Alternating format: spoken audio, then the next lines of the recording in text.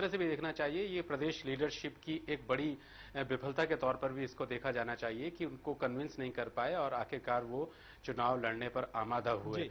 लिहाजा ये बात सही है कि वो अजय टम्टा को नुकसान नुकसान पहुंचाएंगे, और वो नुकसान कितना गंभीर होगा ये देखने वाली बात होगी। लेकिन प्रदीप टम्टा के लिए राहत की बात हो सकती है इस समय, चूंकि वहां पर जो सज्जन टम्टा हैं जी वो जी। अपने अजय टम्टा के लिए कुछ ना कुछ नुकसान तो पैदा करेंगे ही उस बिल्कुल सीट पर।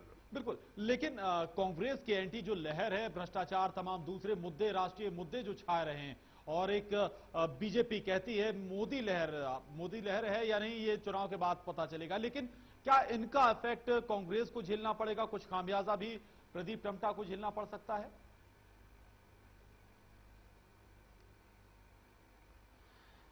प्रदीप टम्टा को जो खामियाजा जी झेलना होगा वो उत्तराखंड के संदर्भ में देखें तो जी। वो आमतौर पर कहा यह जाता है कि लोकसभा चुनाव का परिदृश्य और समीकरण विधानसभा चुनावों से अलग होती हैं।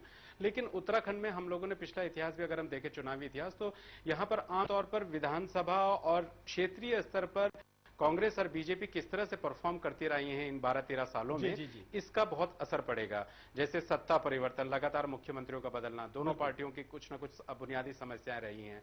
कांग्रेस के लिए जो सबसे महत्वपूर्ण बात है इसमें प्रशांत, वो ये जी है कि जो ध्यान रखने वाली बात है कि ये वो सीट है जिस पर कि हरीश रावत का अपना राजनीतिक करियर भी टिका हुआ है, जी। और वो इसीलिए प्रदीप टम्टा उनके विश्वस्त हैं, और ये सीट इसीलिए उनको दोबारा दी गई है कि वो इस पर चुनाव लड़कर दिखाएं।